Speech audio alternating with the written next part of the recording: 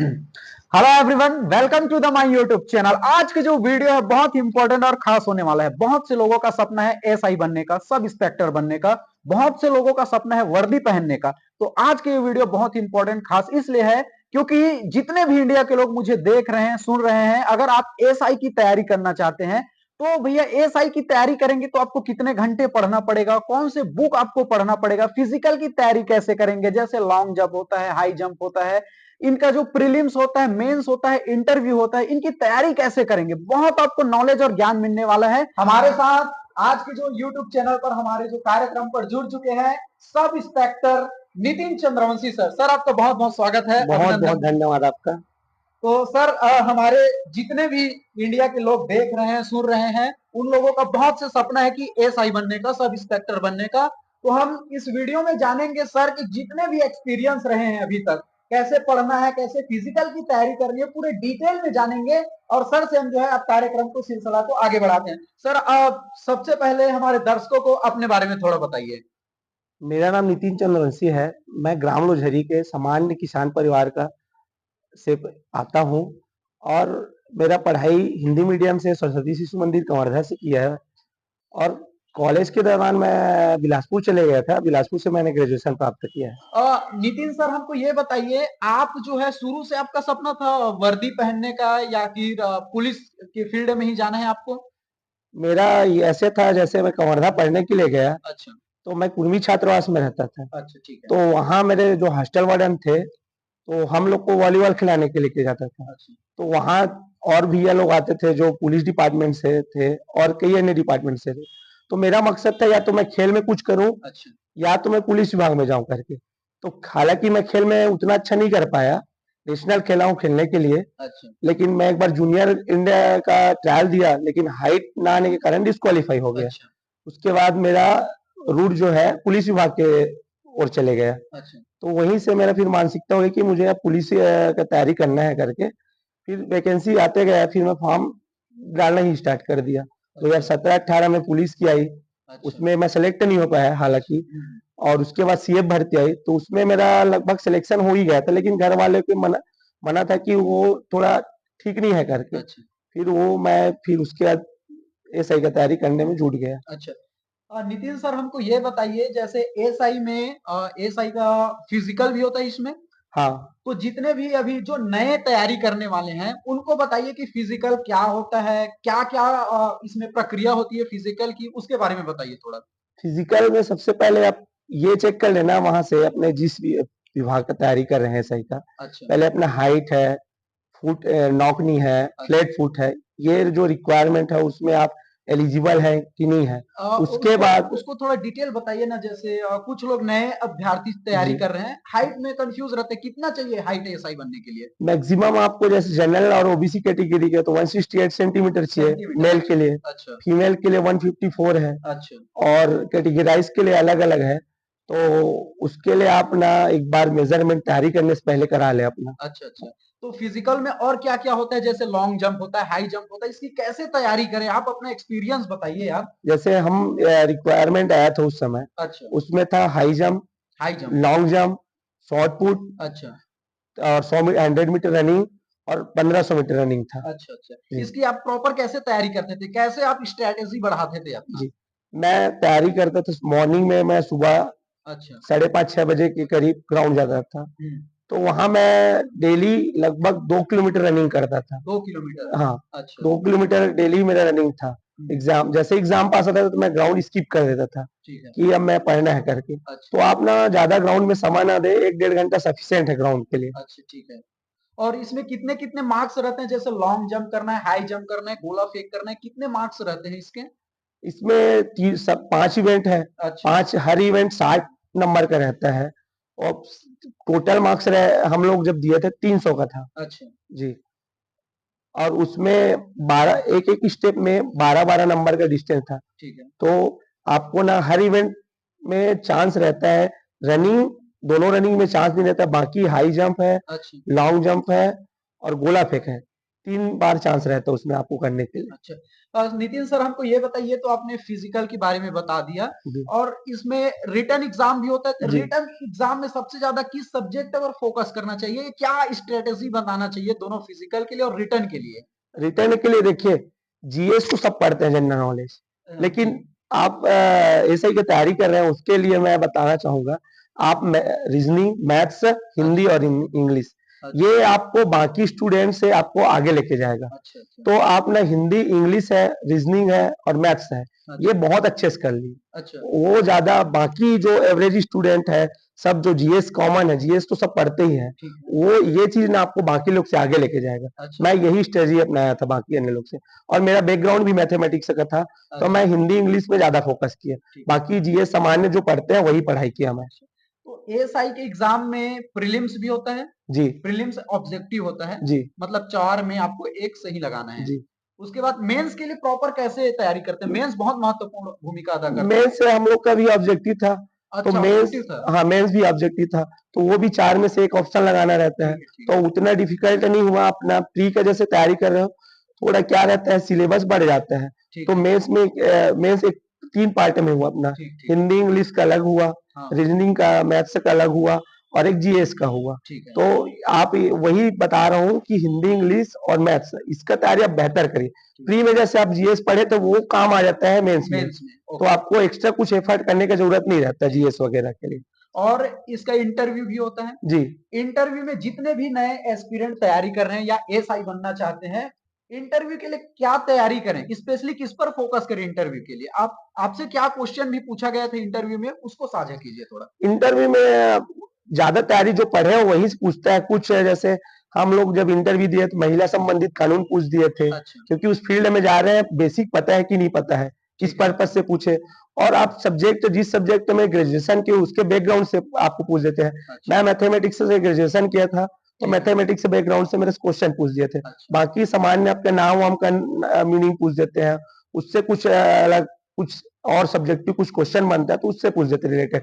ज्यादा इंटरव्यू का परेशानी नहीं है, आप सब्जेक्ट का तैयारी कर रहे हो उसी के साथ इंटरव्यू का भी तैयारी हो जाता है। ठीक, ठीक है। बहुत अच्छी जानकारी बताई नितिन सर ने फिजिकल के बारे में, रिटन एग्जाम के बारे में। सर ये जो आप एएसआई बने हैं, ये 2018 में आया था इसका जी, नोटिफिकेशन, जी। और रिजल्ट कब आया? 2024 24 में। में। ये जो 2018 से लेकर 2024 तक का सफर कैसा रहा आपका? सर कंटिन्यू हम लोग लगे हुए थे तैयारी में। अच्छा। 2018 में वैकेंसी आया, गवर्नमेंट चेंज हो गई, हाँ। उसके बाद नया सरकार आई, फिर वो डिले होते गए, बीच में कोरोना काल आ गया। ठीक है। उसके बाद फिर हम तैयारी करते रहे, फिर 2021 में कुछ और पोस्ट ऐड करके न्यू फॉर्म भरा है। उस दौरान उस बीच में जो नए बच्चे ग्रेजुएशन कर लेते उन लोग को भी एक मौका मिल गया ठीक है। तैयारी करने का। तो इस बीच अपना तैयारी में लगे हुए थे। फिर इंटरव्यू हम लोग का अगस्त में हो गया था पिछले हम्म। 2023 में। फिर वेट ही कर रहे थे कि रिजल्ट, फिर गवर्नमेंट चेंज हो गई, ठीक। तो फाइनली अभी रिजल्ट ये 10-15 दिन पहले हम लोग का रिजल्ट आया। तो हम लोग को बहुत खुशी हुआ कि एक हम लोग इतने दिनों तक के लंबी यात्रा कर रहे थे इसके पीछे, ठीक है। वो अंततः हमको कामयाबी मिली इसकी। आपको बहुत बहुत बधाई, आप एएसआई बने हैं, उप बहुत बहुत निरीक्षक बने धन्यवाद। हैं। आप डबल स्टार आपके कांधों पर जी, जल्दी लगने वाला है। कहते हैं ना कि सफलता एक दिन में नहीं मिलती, लेकिन एक दिन जरूर मिल जाती है सफलता। और जितने भी सर मेरे को ये बताइए, जब 2018 से आपने एएसआई की तैयारी की, जी, 2024 में उसका रिजल्ट आया, लगभग जी, 6-7 साल का गैप हुआ। जी। समाज के लोग क्या बोलते थे? आपको ताना मारते थे और एएसआई साहब क्या हुआ?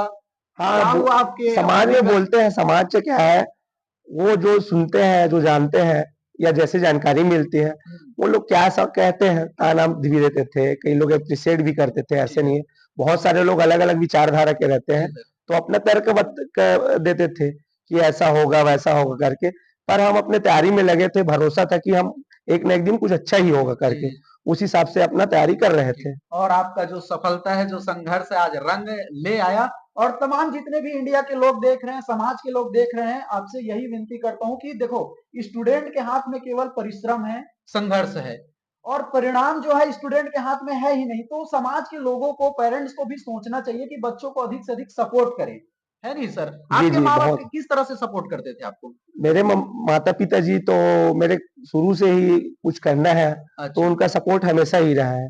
कभी वो नहीं बोलते थे, अभी मैं जैसे रिजल्ट डिले हो रहा था, हाँ। तो बोलते थे कि घर में मत रह यहाँ, फिर चले जाते तैयारी कर लो और कुछ करके, और कुछ वैकेंसी आ रहे हैं, तो घर वाले लोग सपोर्ट रहता था। मेरे विशेषकर बड़े पिताजी का बहुत हाथ है मेरे तैयारी करने में। नाना है मेरे, मामा, ये सब का बहुत सहयोग था। मित्र थे मेरे बहुत सारे, उनका भी बहुत योगदान है मेरे जीवन में, कि सबका सपोर्ट था। गांव वाले, मोहल्ले वाले, कुछ ऐसे निगेटिविटी आती थी लेकिन ज्यादातर सपोर्ट ही करते थे। आप क्या कर रहे थे जब आपको पता चला कि आपका रिजल्ट आ गया, आप सब इंस्पेक्टर बन गए? क्या कर रहे थे, कैसा पता चला आपको? दरअसल मैं अपने मामी जी को लेकर रूटीन चेकअप के रायपुर जा रहा था। अच्छा, ठीक। मैं कंवरिया सिमरा के बीच ही था, तो उस समय मेरे एक जानकारी मिला, दोस्त ही बताया कि रिजल्ट आ गया कि आप सब इंस्पेक्टर बन गए।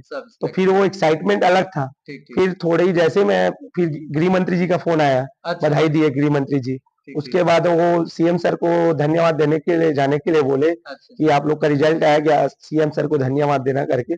फिर हमको लाइन अप कर दिया, सीएम सर को भी धन्यवाद दे के आए हम लोग उस दिन।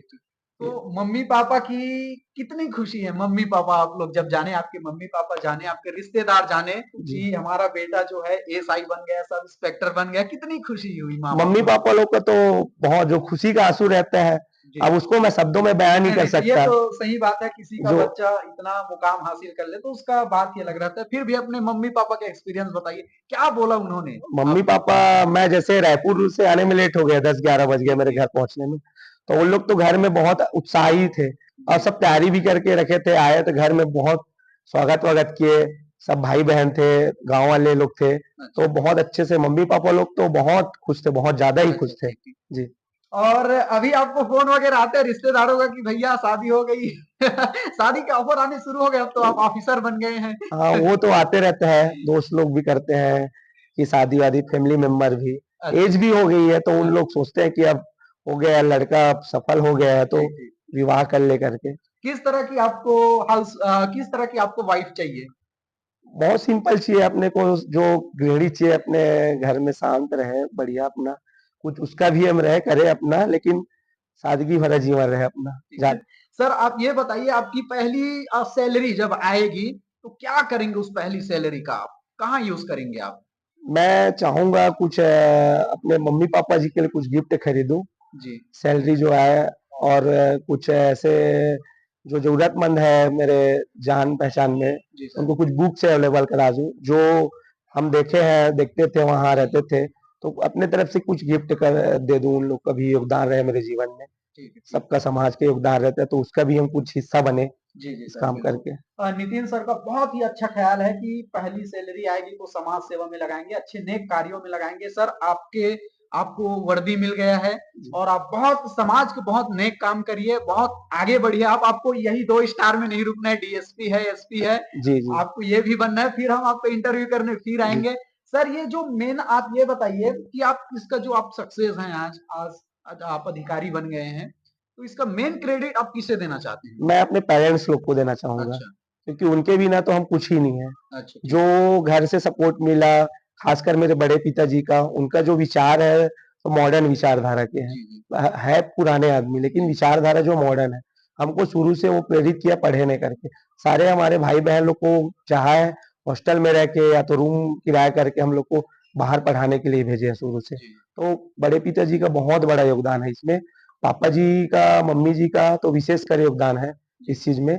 लेकिन जो पढ़ने में हम लोग को नया दिशा दिया है हमारे पिताजी, और मेरे एक शिक्षक थे जो अपने कवर्धा शिशु मंदिर में पढ़ाई कर रहे थे, ब्रिज किशोर पांडेचार्य जी, वो हमेशा बोलते थे कि कहीं भी पढ़ो, कहीं भी जा रहे हो तो एक बात को याद ही रखना कि चौका-चौंध का दुनिया है, उसमें नहीं फंसना है।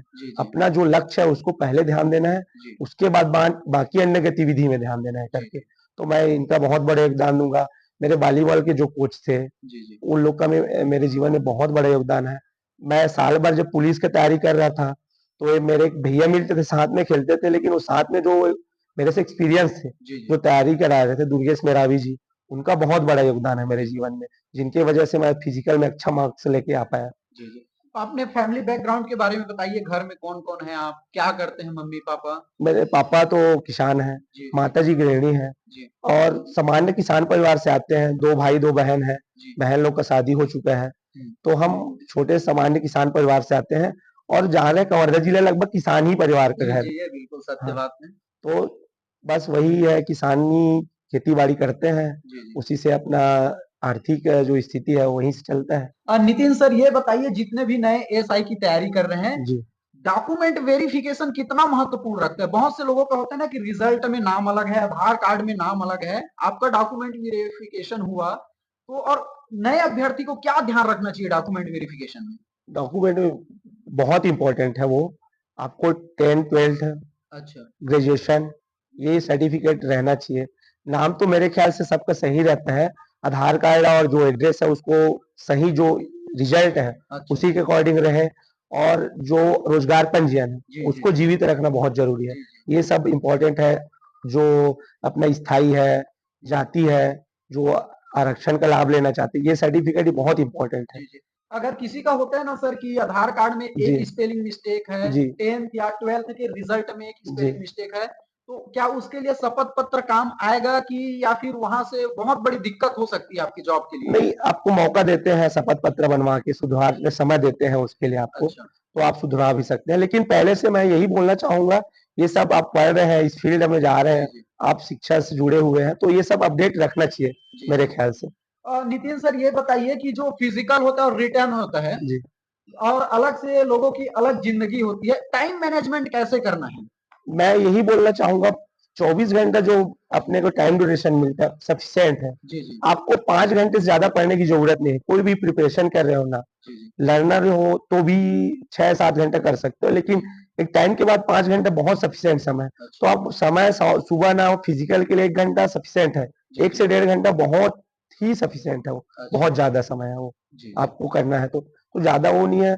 आपको 24 घंटे है तो दोपहर के समय आप 1-2 घंटा आराम कर लीजिए। जी, जी। रात में भी है, आपको रात में प्रॉपर 6 से 7 घंटा आप नींद लीजिए। जी, जी। तो समय आप वही सुबह ग्राउंड जाइए, 1 से 1.5 घंटा आइए, मस्त अपना नाश्ता-वास्ता कीजिए, पढ़ने वाले पढ़ने पढ़ने के लिए बैठ जाइए, लाइब्रेरी ज्वाइन कर सकते हो, लाइब्रेरी बहुत अच्छा है। जी। मैं पूरा स्टडी लाइब्रेरी में ही किया है। अच्छा, लाइब्रेरी में। हाँ। कोचिंग कितना इम्पोर्टेंट रखता है ये बता दीजिए, जो नए एसआई बनना चाहते हैं, कोचिंग इम्पोर्टेंट रखता है या नहीं रखता है, या सेल्फ स्टडी इम्पोर्टेंट है, इसको बता दीजिए? जी, मेरे ख्याल से कोचिंग एक मार्गदर्शक के रूप में है कि आपको जो वृहद रहता है, कोचिंग एक समेट के देता है कोई जी, भी जी, चीज को। बिल्कुल। ठीक, तो आप कोचिंग का ऐसे नहीं कि हम कोचिंग नहीं कर पा रहे हैं तो नहीं बनेंगे। मैं अपने जीवन में कोचिंग तो मैं किया हूँ, सिर्फ मैथमेटिक्स का करने गया था एक बार जी, जी। रवि गुप्ता सर के पास। बाकी मैं लाइब्रेरी में ही सेल्फ स्टडी किया हूँ। जी, जी। मेरे जहाँ भी लगता था कि कुछ कंफ्यूजन हो रहा है, तो मैं वहाँ यूट्यूब के माध्यम से भी जी, पढ़ाई जी। कर लेता था।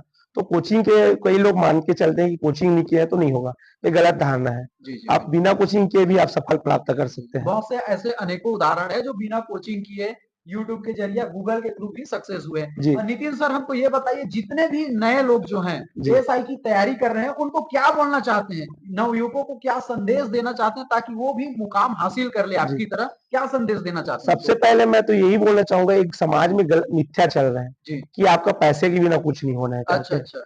तो वो धारणा गलत निकाल दे। अच्छा, बहुत लोग लांछन लगाते हैं कि फिजिकल में हाँ, पैसे की डिमांड होती है तो ये आपके नंबर बढ़ाए जाते हैं। कहाँ तक ये बात सही है? ये बात मेरे दृष्टिकोण से पूरी तरह गलत है, ठीक है। क्योंकि हम जितने लोग सेलेक्ट हुए हैं मेरी जानकारी में, जी, जी। मैं 300-400 से संपर्क में हूँ, जी, जी। सभी स्टूडेंट से जी। बहुत पर्सनली जानता हूँ उन लोग को। जी।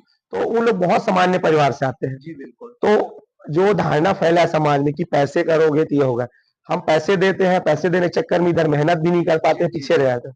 तो ये धारणा हटा दीजिए, आप मेहनत करिए, उस जो अपने को क्राइटेरिया मिला है उसमें आप सफल होइए, उसको जी। फॉलो कीजिए, जो और उसके पीछे लग जाइए, तो आपको सफल सुनिश्चित है। जी, जी। अब ये पैसा दे दिया हूँ मेरा हो जाएगा, ये ना आप मेहनत कर पाएंगे, ना पैसा भी काम आएगा, जी, जी। दोनों तरफ से आप विफल का ही सामना करना पड़ेगा आपको। अच्छा। नितिन सर, जो नए एस्पिरेंट है, जो नए विद्यार्थी है, नव युवक है जो तैयारी कर रहे हैं, उनको किन बातों को सबसे ज्यादा ध्यान रखना चाहिए? कौन सी बातें सबसे ज्यादा इंपॉर्टेंट रखती है एसआई एसआई की जो एग्जाम है या भर्ती है, या एसआई बनना चाहते हैं उनके लिए? आप बता सकते हैं इस बात को? इस विषय में 2-3 बात बताना चाहूंगा। जी, बिल्कुल। पहला ये है, आप तैयारी कर रहे हो तो प्रॉपर टेस्ट सीरीज ज्वाइन कीजिए। Test series, okay. Test series आपको ना बहुत बेनिफिट देगा, एक एक्सपीरियंस मिलता है, टाइम मैनेजमेंट होता है उससे जी, एग्जाम जी। में, कैसे अपने को एक निश्चित समय में क्वेश्चन सॉल्व करें। जी। दूसरा चीज ये रहता है, लेंदी क्वेश्चन आता है ना, जी। लेंदी क्वेश्चन के पीछे उसको स्किप कीजिए, वहां भी आगे पीछे छोटा छोटा क्वेश्चन, जी। उसको आप पहले सॉल्व कीजिए, जी, उसके बिल्कुल। बाद लेंदी क्वेश्चन कीजिए।